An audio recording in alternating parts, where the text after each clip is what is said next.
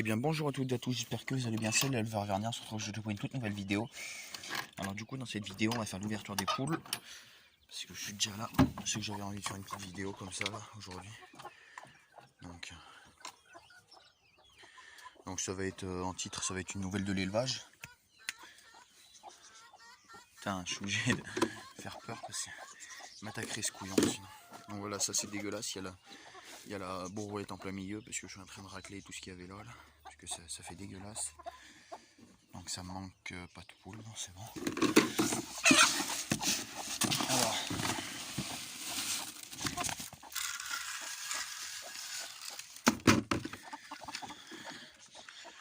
donc écoutez, pas grand chose.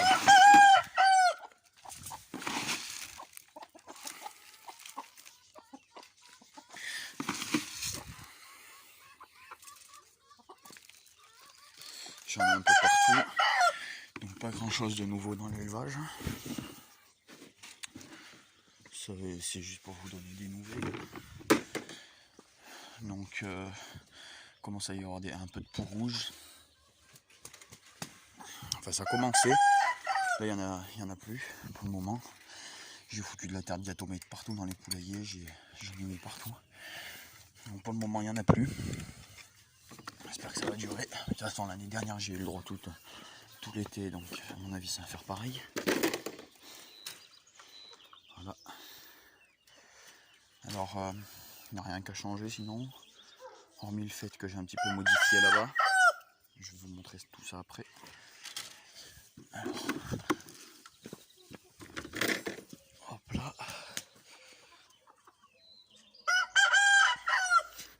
Donc je vous fais aussi cette vidéo pour que vous voyez une dernière fois les canetons de Barbarie. Parce qu'ils partent aujourd'hui là. Mon grand-père vient les chercher tout à l'heure. Donc je vais juste essayer d'attraper ces petites feuilles là. Parce que c'est les feuilles de ça là. Cette petite plante en plastique. Et si les canards les mangent, c'est pas très bon pour eux. Donc je les fous là-bas, là au moins ça risque rien. Je les fous là-dedans. Voilà, donc du coup les canards de Barbarie ainsi que les deux colverts de mon grand-père partent cet après-midi. Ou peut-être ce matin, je sais pas. Voilà. Il y a aussi les deux poussins qui partent. Ça va pas tout sortir, ça en reste encore 4-5 dedans. Donc les deux poussins, je sais pas si vous vous souvenez, mais vous savez. Ah non mais je les avais pas sortis encore, ils étaient encore là-bas. Donc là ils sont dans le parc depuis ça fait maintenant 2 jours. Alors, commence. Ça devrait pas tarder, il y en a un qui est devant. Donc voilà, donc ce que je garde moi c'est celui-ci, qui est le canard, donc il vient de rentrer. Je me souviens plus si c'est le canard. Ouais, ça c'est le. Non, ça je crois que c'est la canne que je garde. Et le canard il est là. Je crois que c'est. Enfin c'est ce couple là en tout cas, c'est lui avec lui. Donc c'est un couple. Les deux petites cannes à col vert qui partent chez mon grand-père. Ainsi que les 3 barbaries. 3 barbaries, on les amène chez mon grand-père, mais c'est pour la reproduction. C'est pas pour manger. Donc le canard c'est le mâle. C'est lui. Ou lui. Lui je crois. Il a l'air plus gros lui. Et non, c'est lui le mâle, ouais c'est ça. Le mâle c'est lui, ça c'est une canne, ça c'est une canne. Donc il va garder le trio pour la reproduction, enfin pour ma reproduction à moi. Lui il les mange, les œufs de canard, et puis moi j'en prendrai de temps en temps pour mettre en couveuse. Alors, on va les aider à sortir un peu. Pépère, ça a du mal à sortir les matins ça. Allez, ils ont pas trop l'habitude, non. Ouais c'est dégueulasse dans le poulailler. Je suis désolé, j'ai pas eu le temps. C'est pas que j'ai pas eu le temps, c'est juste que j'ai la flemme d'y nettoyer ce poulailler là. Alors on va les aider un peu parce qu'ils sont chiants. C'était que la deuxième nuit qu'ils passaient dans le poulailler, donc ils ont pas trop l'habitude. Allez. On a un premier qui sort, deuxième. Et ben voilà, c'est lui là le premier et le deuxième le gris là. Et ben ces deux poulets ils partent chez mon grand-père.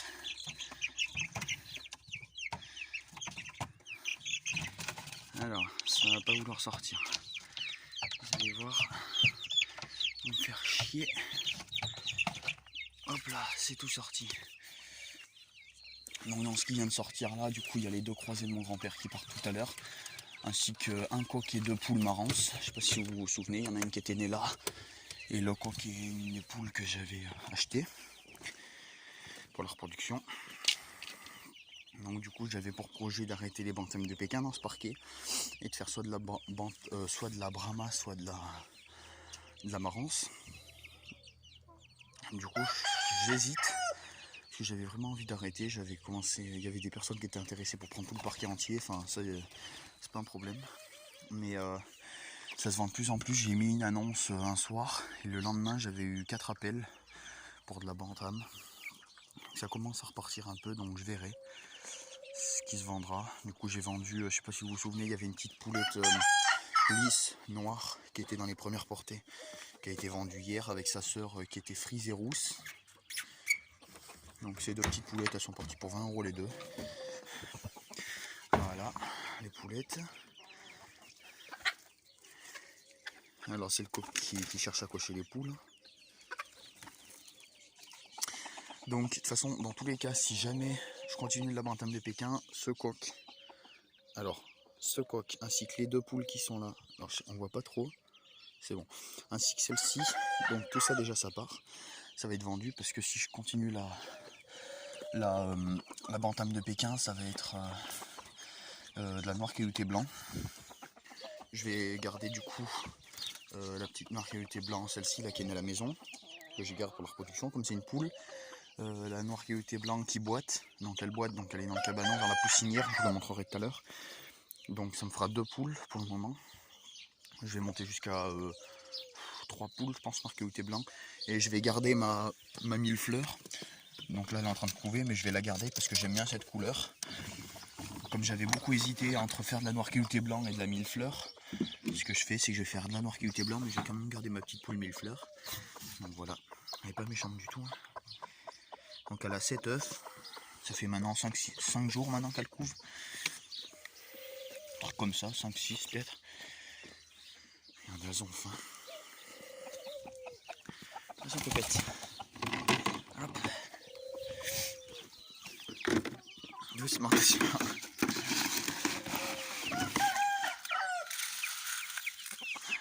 Les petites poules marrances là. Donc je leur mets toujours dans ce parquet parce qu'au moins les poules peuvent pas y aller là-bas. Il n'y a que les poussins qui peuvent aller y manger. Parce que sinon les poules bouffent tout. Donc voilà les petits canards. Ça va être vite, ça va faire bizarre, ça va rester plus que 2. Ça va passer de 7 canetons à plus que 2 après. Cet après-midi, mais bon. Voilà mes petits barbaries. Ils grossissent bien, eux. Ils sont plus gros que la main. Ils sont bien plus gros que la main maintenant. C'est des beaux bestiaux. Donc voilà, le petit troupeau les 5. On a 2 du coup qui partent, donc c'est celui-ci. Alors, celui-ci avec celui-ci. On voit pas trop la caméra là. Je souffle parce que c'est dégueulasse la caméra avec le maïs et tout ça.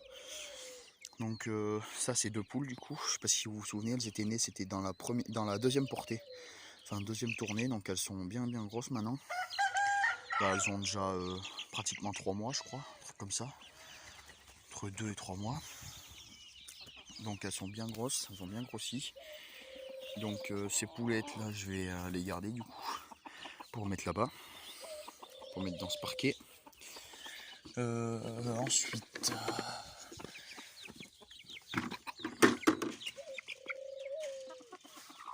cette garce là.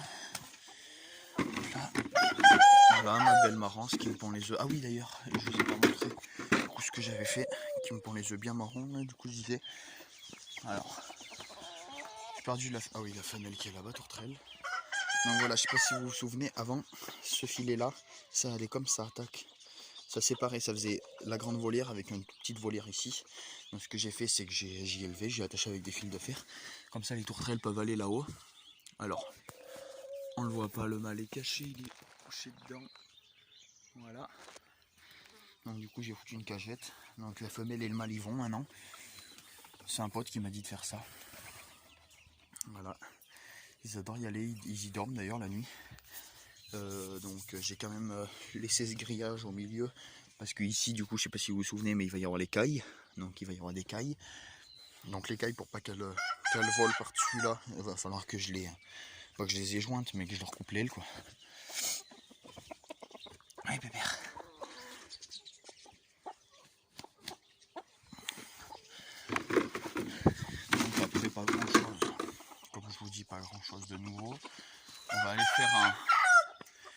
aller faire un tour aux oiseaux, si vous voulez.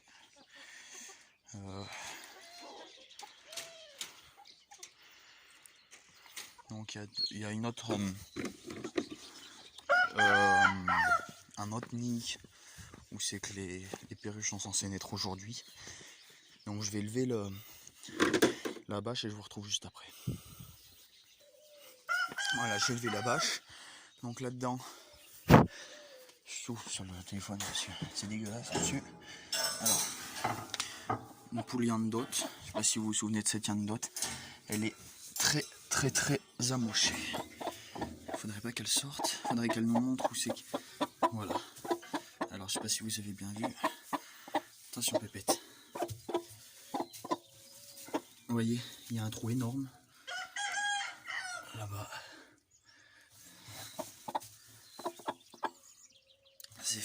Elle s'est fait énormément abîmer par le coq. Donc du coup on l'a mis là-dedans le temps qu'elle se retape un peu. Voilà.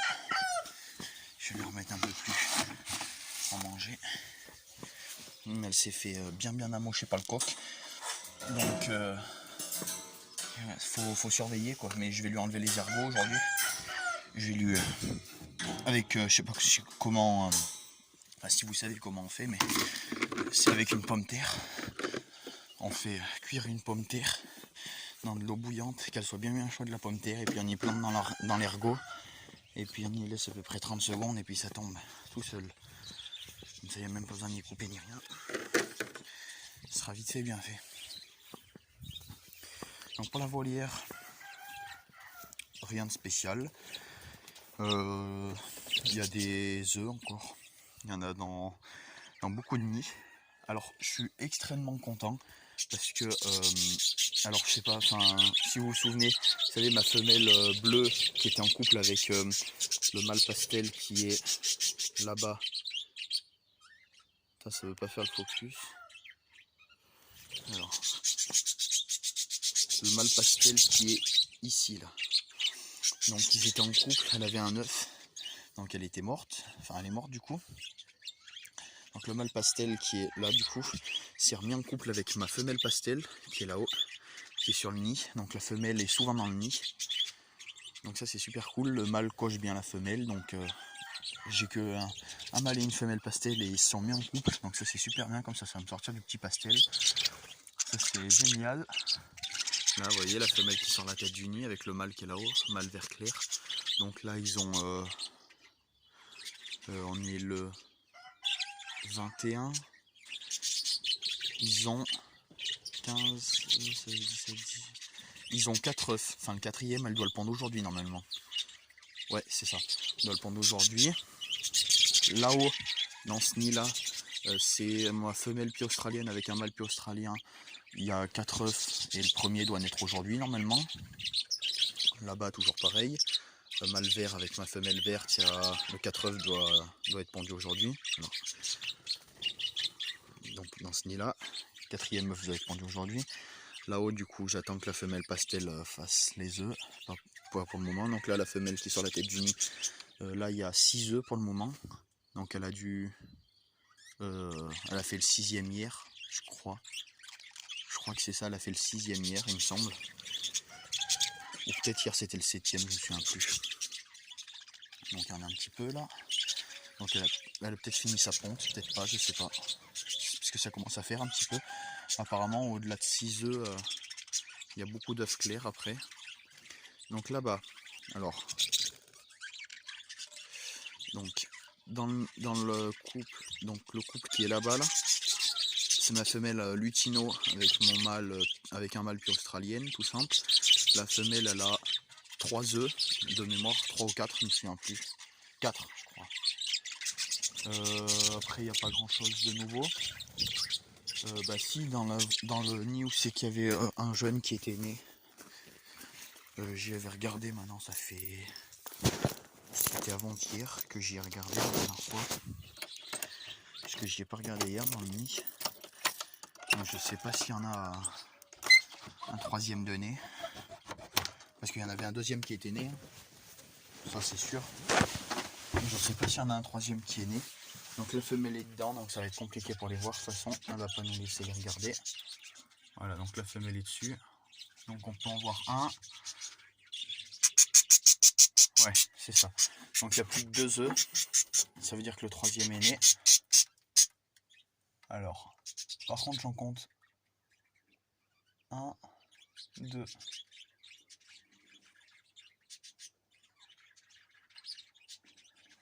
Je sais pas si vous les verrez bien.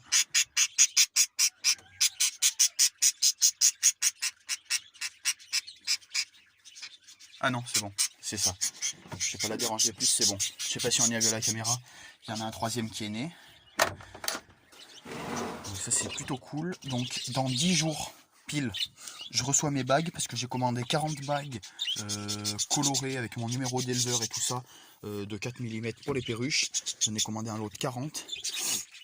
Pardon, donc pour baguer mes jeunes, donc je vais pouvoir baguer ça, je vais tout pouvoir baguer donc avec mon numéro d'éleveur et tout ça. Donc ça va être pas mal ça.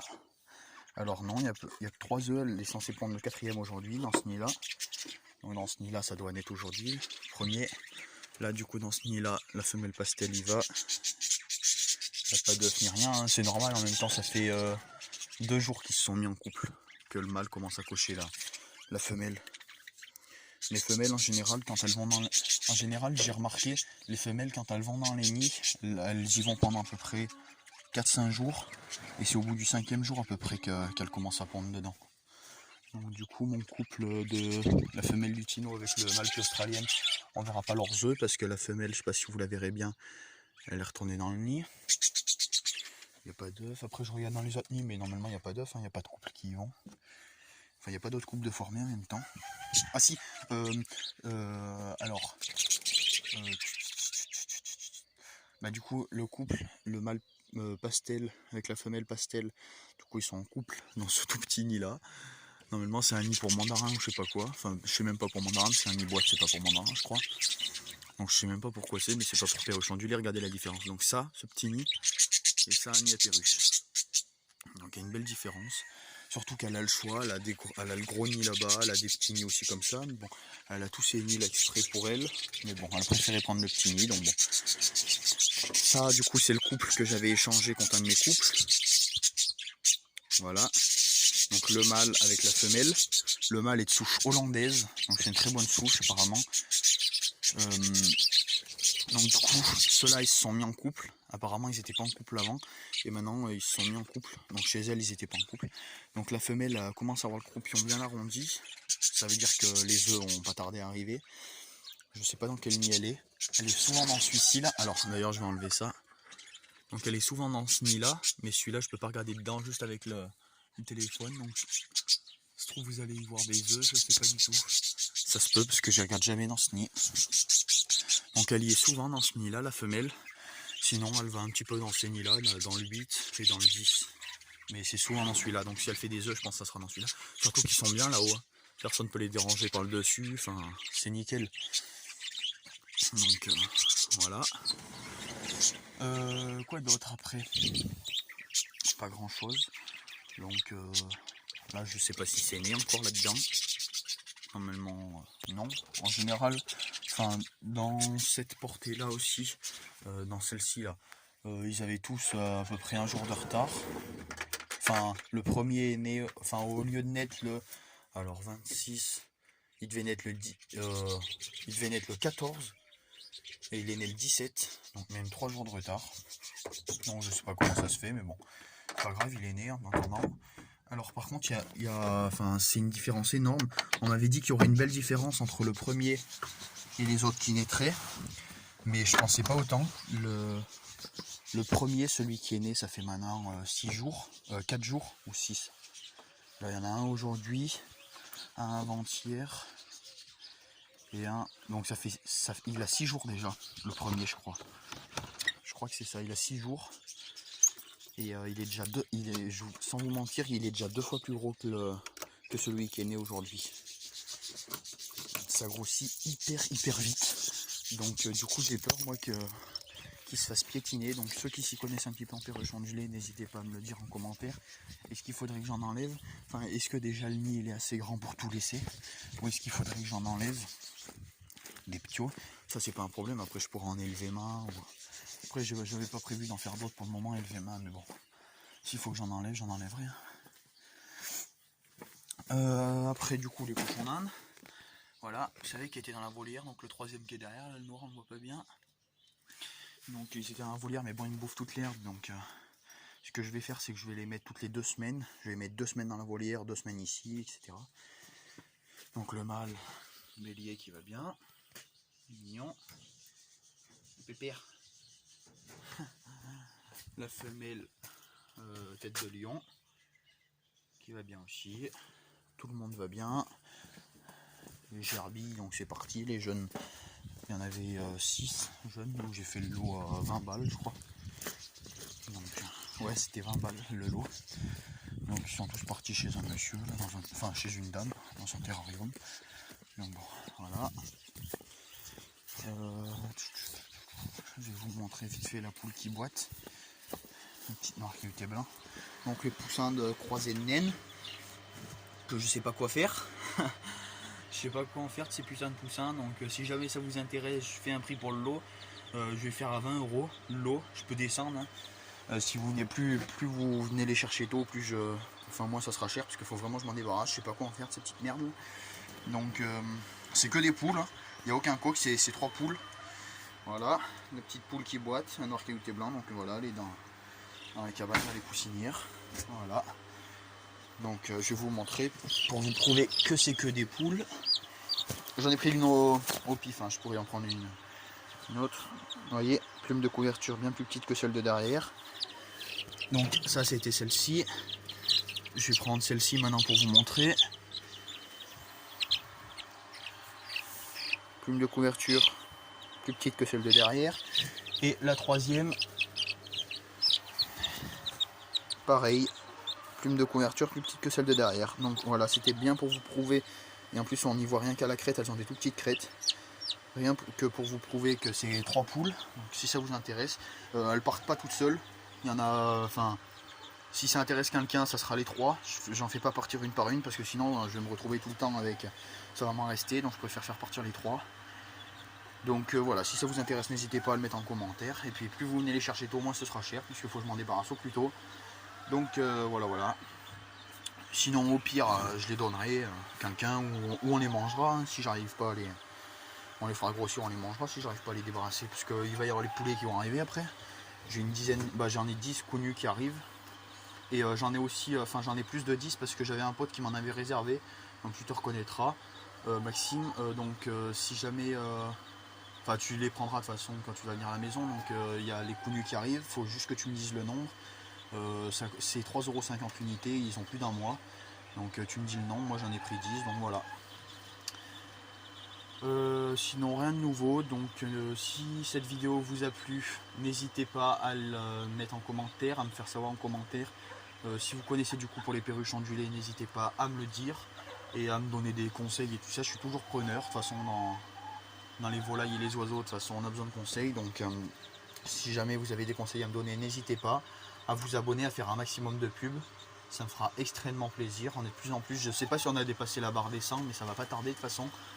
Donc voilà, allez, c'était l'éleveur auvergnat. Ciao tout le monde.